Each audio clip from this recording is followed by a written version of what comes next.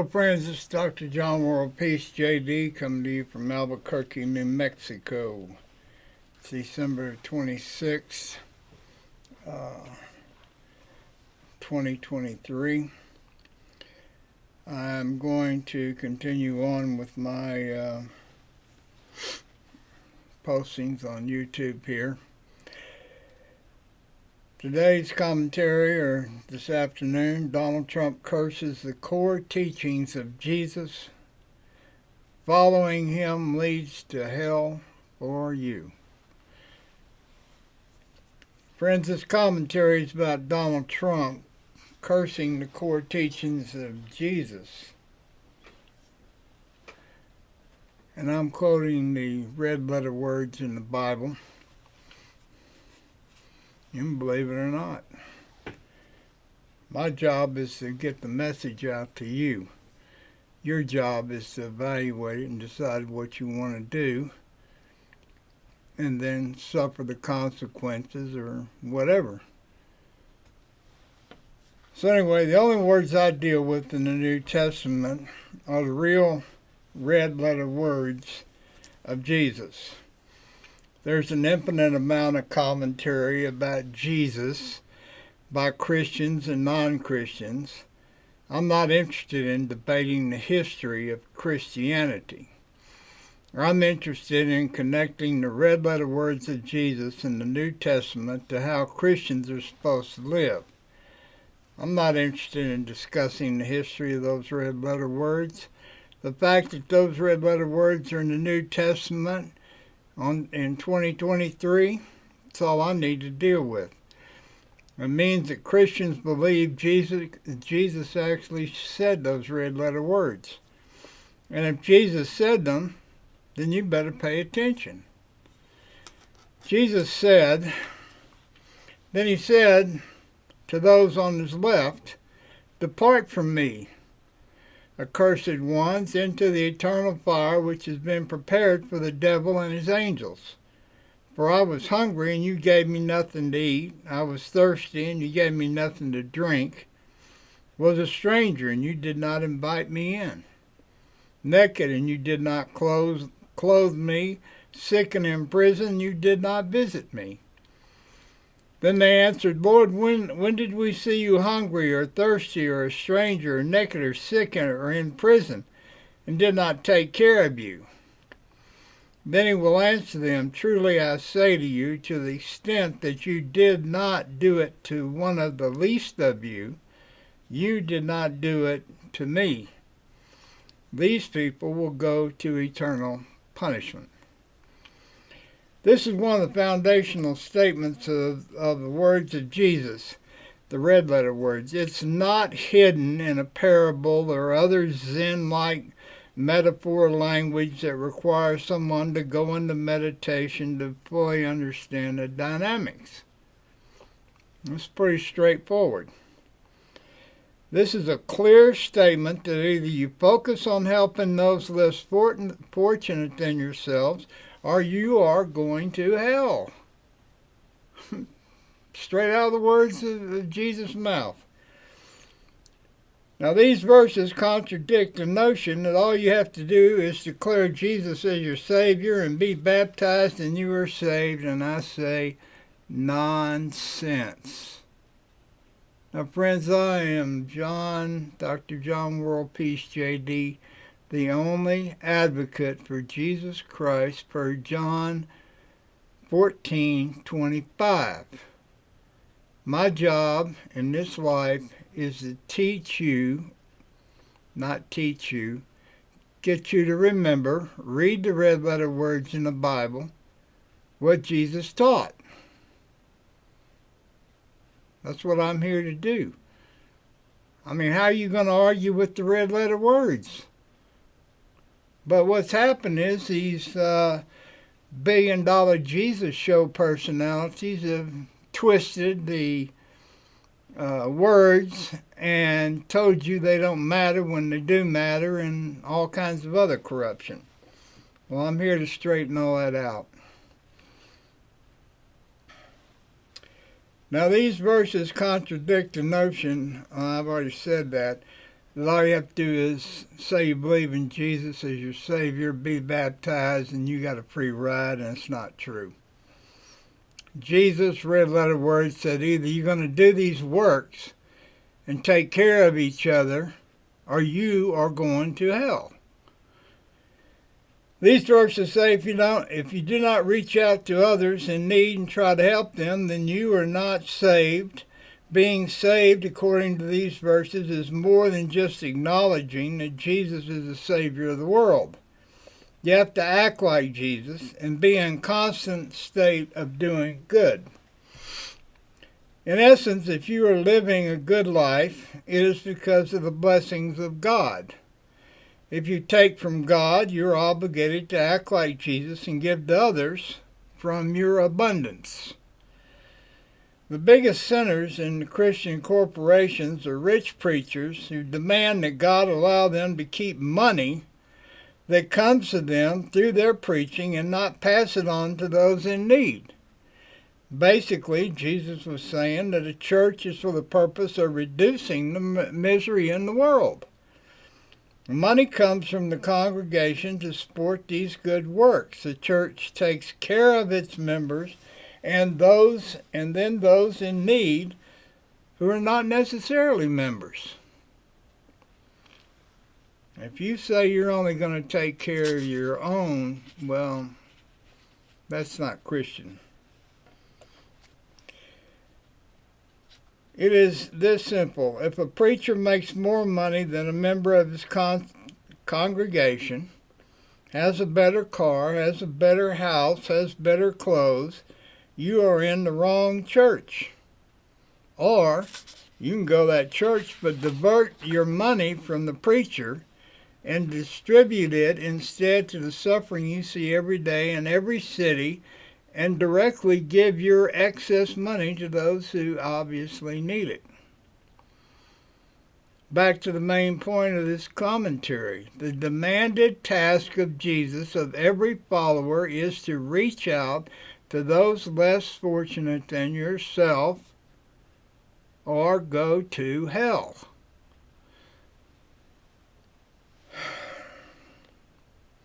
What is the demand for a preacher? To be like Jesus. Jesus said, if you wish to be like me, go and sell your possessions and give to the poor, and you will have credit in heaven, and then come and follow me. So when a preacher takes money and uses it to increase his personal wealth above that of the members of his congregation, he is a false preacher. If your preacher makes more money than you, then you need to give it to those who you see every day in the city that are in more need than your preacher. If your preacher owns the property he preaches from, then you definitely need to avoid him or her. When a preacher owns the property from which he preaches, he has a business. And he advocates corporate Christianity, which is absolutely against Jesus' teaching. And corporate Christianity, he's a business owner. He's in it for number one, meaning himself. Now, the democratic Christian government is to take care of all citizens, no exceptions. What that means is if somebody is hungry, you feed them. If children arrive at school without breakfast, the school feeds them. In other words, there is an obligation of those who have been blessed by God to create a certain level of existence for everyone. This would include food, shelter, health care, education, and so on. What your church does with its offerings and what your government does with your taxes is owned by you. The church or government is your agent to do good, to follow the radical liberal left message of Jesus, to feed the hungry, shelter the homeless, heal the sick. If they fail in this and keep the money for their personal use or their organization, they're not Christians. They are business owners and government bureaucrats. Now, the Republicans do not feel this obligation. They feel that what they earned has nothing to do with God. How stupid. And they should not have to feel guilty about being richer than others because they worked harder. You don't have to feel guilty. You just have to take care of people you see in need. Or go to hell. It's clear. You can't argue with it. You can't bend it, can't twist it. You can't turn it around. I'd say every breath you take is a gift from God. Your life is a gift from God. It is a stupid concept that a preacher sits down with God every year and negotiates with God as to how much his annual offerings are his or hers. Give me a break. Let me make a collateral point very clear. When you die and stand before God and you have died with tons of assets, all of which came to you by the grace of God, you're in trouble. God was generous with you, and you did not follow God's giving to you by following his example and giving to others. You need to work through your government to make sure people have the opportunity to have a good job where they can take care of their own needs. You cannot increase the level of education such that others are handicapped in understanding how to support themselves and their families. You got to educate people. Then they're not going to be on the street. Jesus said over and over, do not judge others. If you see someone hungry, you need to feed them first and not judge them for their inability to provide for themselves and their family. After they are fed, you can take up the next step and see how you can further help them so they can become self-sufficient and uplifted and have a sense of self-worth. So the problem I'm talking about is that Trump has always cursed the radical liberal left. He's done it ever since he dropped in on the scene. He's still doing it. He cursed the radical liberal left who want to make a better world, human society for everyone by following the dictates of Jesus. Trump draws people to him with his fascist message to ignore the suffering of others in favor of accumulating wealth and to increase your power over others through your wealth. He's twisted the words of Jesus. And people follow him because then they feel, oh, Trump told me to do this. Hey, God, Trump told me not to bother with these less fortunate people. Let me into heaven. And God says, Jesus says, I don't think so. So the bottom line is, who will you support, Jesus or Trump? You can't support both. If you do not follow the teachings of Jesus on this matter, you go to hell. That's not me. That's Jesus. That's the Bible. That's the red letter words. If you do not support the radical left message of Jesus, and Jesus has clearly said you're going to hell, there's no way around, and the straightforward message of Jesus in his red letter words, Matthew 26:41. Vote for Trump, who curses the foundational teachings of Jesus, and you're not saved, and you will go to hell. That's the truth. That is your reality. Now, the false corporate Christian preachers have skewed this message, and you need to realize that not reaching out to others you can easily help is an evil choice, and one that will get your soul a ticket on the fast train to hell when you die. God's not going to listen to any excuses that you did it because the preacher told you to do it. Forget it. Vote Trump, you go to hell. Vote Republican that supports Trump, and you go to hell. If I'm a minority one, the truth is still the truth. Listen, Chris Christie, Ron Sanchez, Miss Haley, They were all Trumpers. If you're going to vote for Trump. Don't vote for the memes. The hell with those people. They're not any different than Trump. They're Trump sycophants. They're Trump memes.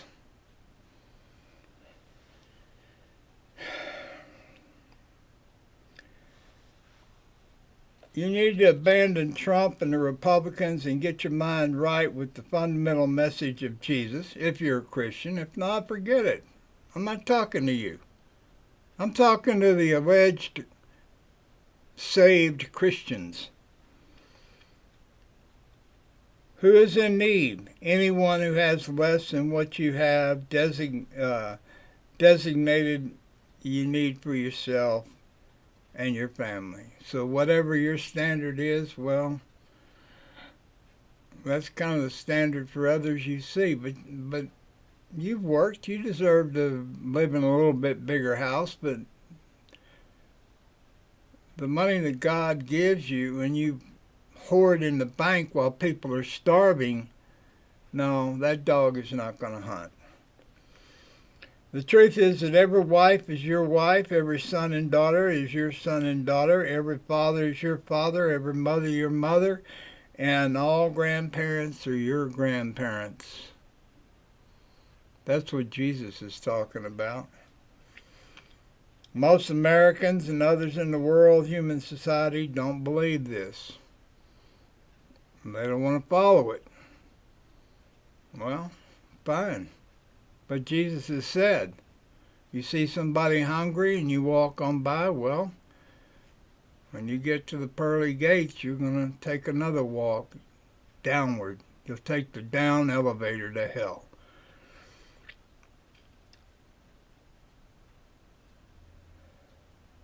I point out to you the world we all live in, and that if you're not a part of the solution, you're part of the problems we live in.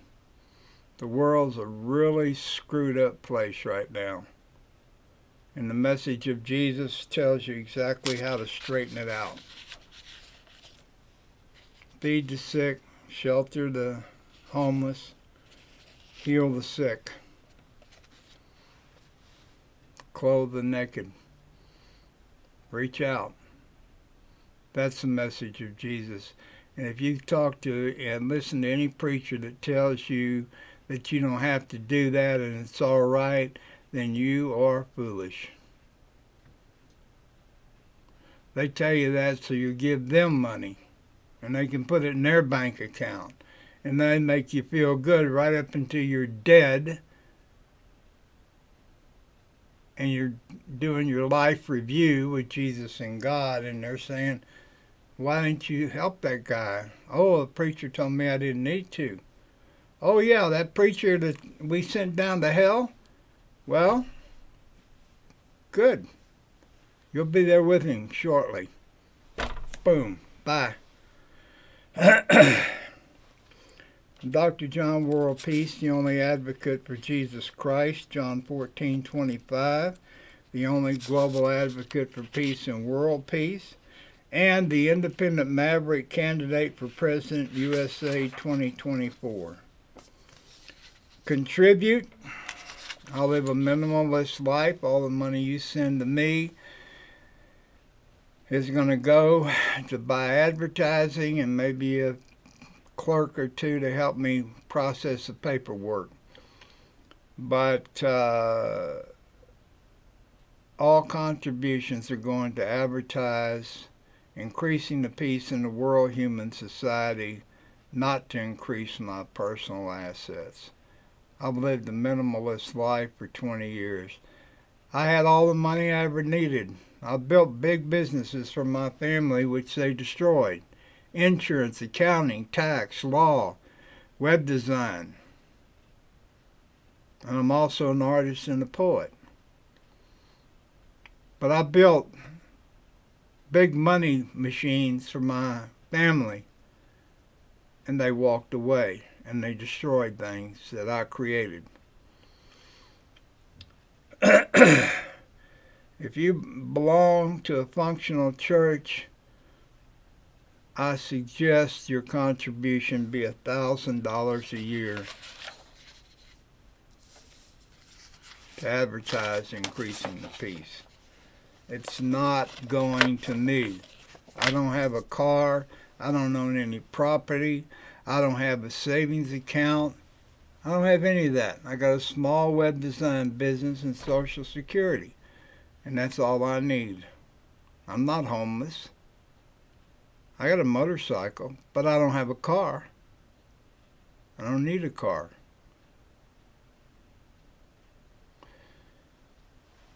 This is Dr. John WorldPeace JD, December 26. Think about what I said. The life you save by following Jesus will be your own. Good day.